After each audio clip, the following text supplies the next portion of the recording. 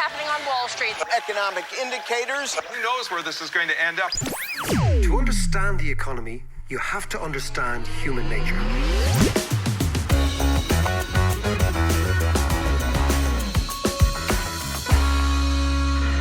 Welcome to the David McWilliams podcast. Hope all is well with you. This week we're going to talk about why the war on drugs has been a monumental failure and we need to change it. I'm joined by my old mate, John Davis. How are you? And in Hackney, over in London, by Finn McLaughlin. How are you, Finn? What's the crack, lads? How are you? All Good, good. good. All good. Before we begin, I want to just mention that this episode is brought to you thanks to our Patreon supporters. And to help support the content, and perhaps more importantly, to unlock exclusive comment and scenes and footage and episodes, please consider becoming a patron at patreon.com/David McWilliams. John, I see where the Canadian has made us mint tulips. Have you ever had one of those before? No, I haven't. And the problem is that they're going down a storm. They're gorgeous. Well, I'm not sure that's the problem. I think that's what they're supposed to be. No, it's a problem for me. Well, hopefully we'll get to the end of this podcast. We will. Well, you know, it's funny. I'll tell you a story about mint tulips. About 10 years ago, I was asked to do a gig in a place called Louisville, Kentucky. I didn't even know Kentucky, right? the capital of Kentucky. It's called Yeah. Louisville. Well, I've just never learned that heard. now. It's, you know who's from Louisville? Muhammad Ali. Oh, right. Cassius Clay, Right. with an Irish grandmother, harking back to Yeah. our Black Irish discussion a couple of weeks ago. But Louisville, strange town, but it is the home of the Kentucky Derby. And Right. I wouldn't know the arse end of a horse. Yeah, me right? too. But they said, let's go to the Kentucky Derby. And it is quite an extraordinary Yeah, it's a massive event. isn't it? massive, massive, massive. And Hunter S. Thompson, Yeah. a man who yeah, was yeah, probably the author. used to an afternoon on the tiles more than most, Indeed. quoted the great quote about the Kentucky Derby by Hunter S. Thompson is, the Kentucky Derby is depraved and decadent. And indeed it was. And mint juleps is the drink of choice. Oh, is it? Yeah. Brilliant. Now, it's interesting. I had never been to the south of the States because Kentucky is in the south. It's a southern state, even Yeah. though it kind of appears in it's sort of middle of the States, but it's the southern state. And of course, I had a couple of mint juleps and we were chatting away and they are delicious. They're right? gorgeous. They're going down a storm, as I say. Far like bourbon and all sorts of good. It's bourbon and then kind of sugary stuff that makes it all palatable. And lots of mint. There's a big bush of There's mint. a mint, the whole mint thing's going on. And of course, I'm looking at the horses, not really caring. But it's a bit like the Grand National. You have to have a bet. So I'm upstairs in this kind of swanky VIP place because I was doing this work for this corporate. That's the only place to go is VIP. isn't Absolutely, it? absolutely. Anyway, so I decided to go down to have a bet. And I have a couple of bets and I'm chatting away. And I start chatting to a couple of locals who happen to be African Americans. All right. And I say to them, come on up. I'm up at this VIP place. Come on up. We'll have a few drinks. And they came up with me.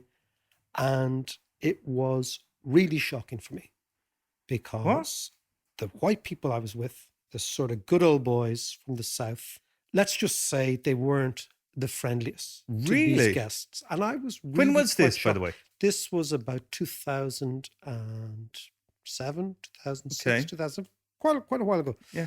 It was unusual for me because I'd never seen it. I didn't expect it. So explicit. It was subtle. It was basically, we're not going to hang out with you now that you're hanging out with these people. Oh, okay. It was really, really strange. So what was their reaction? The African Americans' reaction? Were they used to this or did they kind of... Now, it was interesting. Maybe because I was European, Irish, whatever. I asked them because I was quite shocked by it. I said, is this something that happens? And they said, yeah, it happens all the time. It's really, really a strange manifestation of something that's very deep in the United States that we don't see Yeah. and we don't have. And don't appreciate Well, the ingrainedness of that racism in the southern Well, states. it's kind of casual sort of racism, and I think what we don't understand is the legacy of slavery and how that has profoundly framed the discussion on race in the United States, which doesn't seem to be, from what you see in Ferguson and what you see in all these areas of the States, doesn't seem to be getting much better. You're right. Which is kind of mad, but Yeah. that's part of the American. Maybe we shouldn't be surprised. Well, at it's that. interesting, and it's really related to the discussion I want to have. Is that two things? One is the mint julep loads and loads of booze in bourbon, Kentucky, whatever, is a legal drug. Yeah. Celebrated, offered, made available, taxed, and totally legitimate. Yeah. Nobody goes to jail over booze. On the other hand, these African Americans that I was talking to, now I didn't ask them about it, but I would suspect, given the figures that we know about it, that some of their mates, cousins, brothers are in jail over illegal drugs. One drug, booze, totally legal, totally fine, as destructive. The other drug, like weed or coke or whatever you have it, illegal, leading to an extraordinary level of incarceration. Not just that, but that alone in the United States amongst black people in the main. Yeah. The vast majority of people in prison for drug offenses are black or Latino. So that's what I want to discuss. Yeah, the war on drugs, Mark. I mean, that kicked off when in the 80s, because we've seen all the drug addicts and the damage it does to society and families and all the rest. But I'm curious about, number one, what's your take on it? Number two, the economics of it. And number three, is there a solution to this as you see it? Well, we start in the economics. The economics are very, very clear on this, is that it has been a monumental failure. We're going to go to Finn for some stats in a minute. Yeah. But it all struck me the other day. I was walking down about 10 o'clock in the morning, Abbey Street, beside the Abbey Theatre, and Marlborough Street. That junction in Dublin, broad daylight, is a heroin bazaar. Now, I first noticed this years ago. I did a one-man show in the Abbey, and I used to go into the Abbey quite early. And I'd noticed something, which was that the addicts, heroin addicts, would line up in quite an orderly queue at around 10 o'clock in the morning. And two dealers, and this happens every single day, you can go and see it yourself. Two dealers arrive, one with a bag of wraps of heroin, and the other with a plastic bag for the cash. So the lads would hand over the cash. There are many lads and girls will hand over the cash, they give them at the wraps, and then the addicts would go down maybe the boardwalk or into a couple of the lanes around the back of Marlborough Street and bang up. The dealer then would go and get more gear from a bigger dealer somewhere in town, and the same grindingly depressing, miserable vista plays out all the time in central Dublin. And I watched this and I thought, what is the point of all this? What is the point of making, when I see an addict on the street strung out, Yeah. there are tragic. many things that person is, but they're not a criminal. Yeah. They are addicted, they are unhealthy, they need help, but they're not criminals. And we have gone along with this extraordinary war on drugs, which has done what every single other effort of prohibition has done. Once you criminalize something that is addictive, whether it's booze and the mafia, Yeah. Al Capone and all that sort of stuff, Yeah. and JFK's father, actually, who became subsequently the American ambassador Really? to, Oh, wow. became the American ambassador to Britain. Yeah. Okay. Started as a bootlegger. Did A he? bootlegger. Jeez, I never knew that. Bootlegger is a nice term for a dealer. Yeah. Okay. So once you make something criminal, two things happen. The price goes up, and the type of people who get into the business, the quality of the person goes down, and you become a criminal enterprise. And then that criminal enterprise, because it's driven by the high prices, which are very high profits, if you can stay in business and not get caught, you end up making a fortune. Therefore, you embolden and enrich the gangs, and they become more violent, protecting their own patch. This is what economics tells us. Yeah. And then ultimately you get to a situation where Irish drug dealers are much more afraid of legality than incarceration. Yeah. What really terrifies them is this thing being made legal, because then the price would fall dramatically, the purity would change dramatically, and they're out of business. Yeah. But as long as we decide that drug taking is illegal and criminal, you begin the process whereby you have the Hutch Kinahan gang type feuds, and then various mini feuds, which are as violent, we just don't hear about them. Of course. And then you've got to think, okay, look at human nature. Whatever reason it is, people like to get off their heads. You go back to history, okay? You go back thousands of years, you find evidence of people smoking weed. You find evidence of people doing opium. You find evidence of Pizarro, the Spanish conquistador, was amazed at how quick the Incas could run. Oh, he was. He said, how the hell can they get messages to their king so quickly? Because they chew the cocoa leaf, they get a bit high, and exactly as cocaine does, it makes you much more energetic for a while. Yeah. So this has been the case. Look, it's been the case since you and I scored, I remember, a 5-spot of hash in Dunleary Shopping Centre on the night of our Intercert results night. Do you remember that? I do. And Peter was walking along and he had remember he had the actual little wrap of the 5-spot of hash and he met his ma and he put it in his mouth and he couldn't talk to her. She kept saying, and then he swallowed it. He says, how many honours did you get in your leaving? So your Intercert, Peter. We're going to speak. We're going to speak. And then he swallowed our 5-spot of hash. He had a great night that night. Yeah, and he was stoned and we were not. But like to roll up Pete and smoke Pete. All I'm saying is like it's been around for years. So let me ask you. So it's human nature, and once we criminalize it, John, this is my point. We begin the process that leads to mass incarceration. About 15 years ago, I went in to teach a little bit of economics in Mountjoy. Yes, I do remember. They asked me to come in, talking about economics, talking about doing TV, talking about current affairs. So in the classroom were lots of guys in Mountjoy who really wanted to get on. They wanted to do the Leaving Cert. They wanted to get on. They said, I'm not into this. Now, we sat there and I would say 100% of the people in the class were in there. How many of them were in the class? About 40. Oh, right. I would say all of them. Like, we didn't do a head count, but the conversation was flowing. We're in there for maybe you should have done a head count in case any of them had skied. That's true.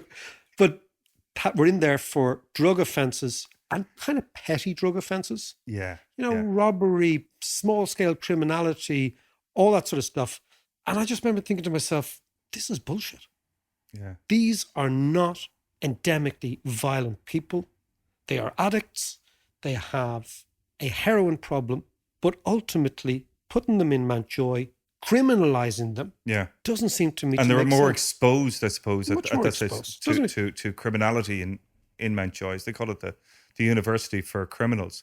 But let me ask you this. The whole war on drugs, perhaps that was focused in the wrong place. Have you ever heard of a guy called Bruce Alexander? No. Bruce Alexander was a psychologist, professor of psychology in a Canadian university. And there was an old experiment that was done in the 60s on opium. And it became the basis for a lot of government policy on drugs and the war on drugs. And what it was, in short, basically, it was an experiment on rats. And it was all these rats in cages, in solitary confinement, essentially. And they gave them 2 bottles of water. One was pure water. The other water was laced with heroin. And the rat came up and he tasted the water. Nice. Tasted the heroin water. Nice. Kept going back to the heroin water. And became a junkie. And killed himself, essentially. And the media jumped on this as there is proof. There is proof of how dangerous drugs are. You take drugs, you will get addicted and you will die. Boom. And that was the basis of the whole war on drugs thing, or that came along later. This guy, Bruce Alexander, saw this experiment and thought, nah, I'm not happy with that. That doesn't quite fit. So what he and his colleagues did, I think it was in the 70s, is he set up another experiment. The same experiment with the single rat in a cage. And then he set up this thing called a rat park, which was basically a nice little area, cordoned off area, with loads of rats and loads of toys. And so the rat was playing around, was socializing, was having lots of sex and all that kind of stuff. And they had the same 2 bottles of water. And what happened? They went for the pure water. And very few of them they all tried the heroin water and veered away from it. But they all stuck with the pure water and they had a happy life. Now, he came to the conclusion that it wasn't to do with the addictiveness of heroin, it was to do with the environment. And what he came to the conclusion was that like the rat in a single rat in a cage, he's caged. There's no mental stimulation or physical stimulation. And if you look at the vast majority of drug addicts do tend to come from deprived areas where there's a lack of purpose and a lack of, there's no way out in terms of whether it's... so they've no job, they've no prospect. Exactly. Yeah. Exactly. So that was the conclusion he came to. Now, obviously, what came back was, but rats are different to humans. And indeed they are. And while he couldn't carry out the same experiment with humans, he started going back and looking through history and various different anthropological sources. And what he came to realize then was it was pretty much the same thing that happened to both some of the soldiers in Vietnam and the Native American Indians. Because what happened particularly with the Native Americans, they were basically reefed off their land, stuck in reservations. So their whole culture was destroyed and their whole identity was affected. And drugs wasn't the... Booze is their problem, isn't it? Booze was their thing. And everyone said Native Americans can't handle alcohol and stuff. It was nothing to do with that. It was the fact that they had no purpose. Their whole identity was taken away from them. So they sought solace in alcohol. And in Vietnam, in the 60s, people were really worried because something like 25% of American soldiers in Vietnam were taking heroin and taking lots of heroin. And that story broke in the media and there was uproar. Oh my God, when all the troops come back, they're going to be like zombies walking around our streets and blah, blah, blah, blah, blah, blah. That didn't happen. 95% of those soldiers that were on heroin came back. They didn't even go to rehab or anything. They just came off it because they were taken out of the jungle where they were going to die. They were like caged rats. They're put back into normal life. They're put back in with their families and connection. It was all about connection. So what your man, Bruce Alexander, says, the opposite of addiction is not sobriety. It's actually connection and purpose. Wow. Well, I mean, that I think I'd never heard of that, the rat park before. I mean, that stands to reason. It's always struck me living in this town, which has a big heroin problem. Yeah. Well, it's had a heroin problem since we were kids. I'm not talking about just Dunleary, I'm talking about Dublin itself. That the first thing is the gateway drug to all drugs, I always thought was not weed, but cigarettes. I didn't know anybody. I was told it was stag, actually. Stag. It is stag. But if you think about it, right, I always thought the gateway drug was quite interesting because it was a legal drug. Sorry, I'm not making light of it. But when we were kids, had it was advertised and all that. And then people smoked weed, and then people in, our set of friends and broader set of friends maybe went on to do harder drugs or whatever and did coke and did speed. But the vast, vast majority of people that played around with weed kind of grew out of it. So that's the first thing. Second thing is that if you criminalize, it's what you've said is a human nature. We have socialization. We have people with a better purpose. All those things help enormously to get you on the right track off booze or off drugs or whatever. But, and this is what I'd like to talk to Finn about, if you look at the criminalization of illegal drugs, the objective was to stop consumption. It was to stop drugs being taken. The question I want to put to Finn is, let's have a look at the statistics and let's see, Finn, what has actually happened. Stanford stats, Finn. Oh, God. Just the war on drugs essentially has been a supply side war rather than necessarily on possession. Explain that to me. Yeah, so I'll give you the top line stats first. So I guess from the late 1980s to 2017, the US government has spent around 1.5 trillion on the war on drugs. So over that same period, so from 1971, which is 2 years before the creation of the DEA, and when Nixon declared the war on drugs, to 2007. So over that period, the rate of death from drug overdoses per 100,000 has increased by a factor of 10.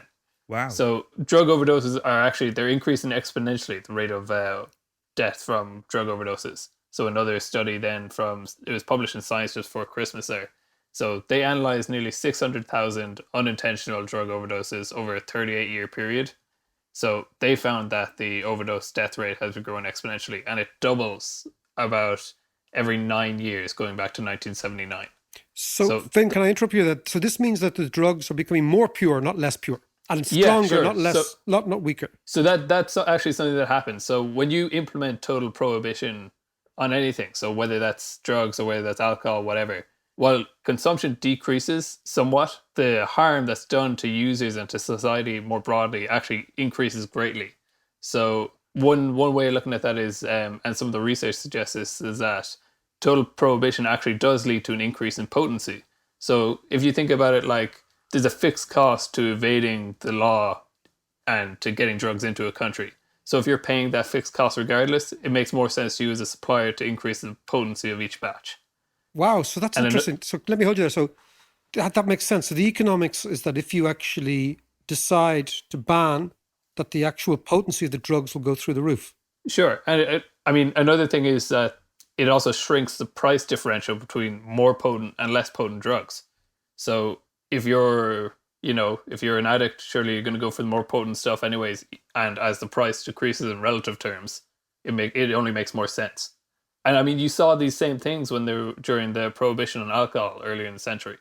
So you saw the price of hard spirits and liquor decreasing relative to beer. And there was huge increases in consumption of these liquors. So you see things like moonshine and gin going through the roof back then. And it's these same dynamics that are at play when you look at the war on drugs. So the war on drugs, I mean, it's essentially a supply side war. By that, I mean that the DEA and, we'll say, the US government and any government in general that's taking this strategy, they're concerned with cracking down on supply and distribution more so than petty possession charges.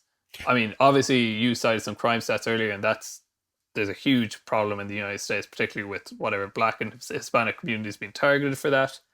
But at its core, a supply side war essentially acts like a tax that's being placed on drug suppliers. So it increases the cost of bringing drugs to market. And, as in any market, if you're putting in a supply side war like that, the outcome is higher prices and a smaller quantity supplied. So, Finn, give me a sense of the increase in prices as a result of making drugs illegal, and a sense of whether or not in America, and I presume it's going to be the same here, the Americans have the statistics, what proportion of the drugs destined for America have been stopped by the war on drugs? So first the price, and then the success of the actual policy itself. Yeah, sure thing. So on the price, I mean, look, when you're dealing with this stuff, there's obviously caveats around the quality of any data you're dealing with and the assumptions you have to make. But a guy called David Henderson, so he wrote a paper looking at Latin America. And what he did, he estimated that if the same markups applied to cocaine, we'll say, as applied to coffee, which, would be roughly accurate if you assume cocaine legalization.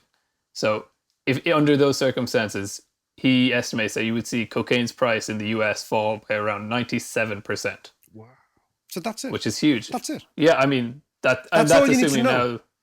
That's assuming there's a Starbucks for cocaine or whatever, you know what I mean? Mm-hmm. But the stats are huge. And then you mentioned, so what proportion of these drugs are actually being stopped? Again, the latest data I have on that, between 2000 and 2010, so raw seizures of opium increased by more than 12,000%. To put that another way, the amount of opium seized increased in kilograms was 126 times what it was in 1990 in 2010. So they're seizing a lot? Yeah, more or less. Okay. If you in raw terms, a lot, yeah. Okay, so let's stand back. So you have prices going up. You therefore have extraordinary profit being made by the drug gangs that can stay in business. Mm-hmm. This attracts in other gangs who want part of that business. This therefore causes the reaction on the existing gangs, which is extreme violence. All the time, the foot soldiers are petty criminals all around. And the consumption of drugs, although we think it may have fallen vis-a-vis what it would be if they were absolutely legal, is still ubiquitous. I mean, Dublin on a Friday night are lines outside Jax's of fellas going in to do lines at Charlie, right? There's yokes everywhere. People are smoking weed all the time. And you're seeing the criminalization and mass incarceration. So Mountjoy, as I said, is full of people in petty drug things. The whole thing has failed. But it's the whole socioeconomic side of that. So based on the Rat Park experiment, that addresses one side of the drug problem. Deprivation, unemployment, lack of purpose, all that kind of stuff. Then there are the middle class people who are the weekend drug abusers, The so-called recreational drugs. So they're the guys who are, it's just for just for kicks. Just for kicks. This is what I'm saying. This is just nothing for criminal kicks. about Yeah. it. But of course it is. But it is criminal. Yes, it is criminal. But that's a different case altogether. And then in America, we have what they're calling the opioid crisis, which is a different thing altogether. So they're all different aspects of economics. There's an economic argument for each of those elements.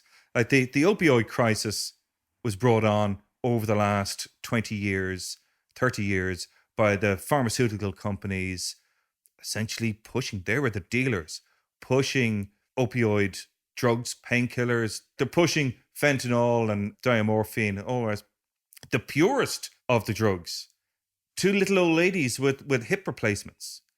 And they get hooked on drugs, and it's being pushed on them by pharmacy companies via GPs. And then once their hip is good again, or whatever ailment it has, it's kind of a bit too late. So there's two things going on here. Yes, Finn. Yeah, just to say, as John was saying there, I mean, a lot of this was in medicine in the States. There was a turn towards treating pain, which wasn't there previously. So in the 90s, doctors and GPs realized, and it was kind of institutionalizing them, that they should actually be treating pain in their patients more so than they had been. So again, they started issuing these prescriptions for these drugs more laxly. And I think what you see now is obviously people are prescribed them, but once they come off them, they're addicted, and heroin becomes cheaper. So you know what I mean? That's it. So heroin becomes the drug of last resort for people who are already. Yeah. The addicts become more addicted, but more egregiously.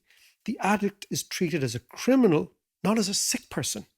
They're sick. This is a hospital issue. Yeah, and it's ironic that if you go back to the Rat Park example, that when we criminalize drug addicts, that we're caging them again. The solitary rat cage. What's that solitary rat trying to do? He's trying to get off his head because he's got no purpose, no identity, and nothing to live for. So that's the relief. That's his escape. So it solves nothing. But what do you think is a solution or a way forward? There is no solution to this, but a way forward. I think you're absolutely right about the Rat Park idea. I smoked hash when I was a teenager. I had more going on in my life. Thankfully, I grew out of it. I actually grew out of it. I don't smoke weed anymore at all, right? But if you look at what we have done, we have criminalized drug taking. So when you criminalize drug taking, four things happen. One, the price goes through the roof. Once the price goes through the roof, on the supply side, nastier gangs get into the business. Those nasty gangs do incredibly violent acts to protect their turf because the profits are huge. Yeah. On the consumption side, the addict needs to come up with more and more cash. Therefore, they begin to rob. Therefore, the price to the state goes through the roof because we need more security. And therefore, they end up in prison when they are not criminals. They are more addicts. Now, what about doing exactly what America did with booze and prohibition? They said, look, this is nonsense. We'll introduce it. We'll legalize it. We'll tax it. Imagine doing the same with all drugs. Then you tax drugs. You use that money to set up proper rehabilitation centers for the addicts to take them off drugs. So you have a proper holistic operation, which recognizes, one, that certain people take drugs and can't get off them, that two, those addicts need help, and that three, encouraging criminal gangs. This is what we're doing. We're actually encouraging criminality is an absolutely ludicrous way forward. Now, I actually think, John, in 60, 70 years, people will look back at our generation and say, did they actually do that? Did they actually create these gangs? Did they create the violence? Did they create the glamour? Did they get young kids from bad areas to think, you know what I'm going to do? I'm going to be a drug dealer and I'm going to be a criminal. People will say they were off their heads. Thanks very much for listening. I hope you enjoyed it. Now, before we let you go, I want to give you a sneak preview of some premium content which you can access via Patreon. Caroline Kahn. People are talking about a new Cold War between China and America. Maybe 2019 is almost like one of those big moments in history, like 1945, when things totally change and relationships change. And we know what the West is thinking, but we don't know what Chinese people, and particularly young Chinese people, are thinking. So when you look out from Beijing, what are you seeing?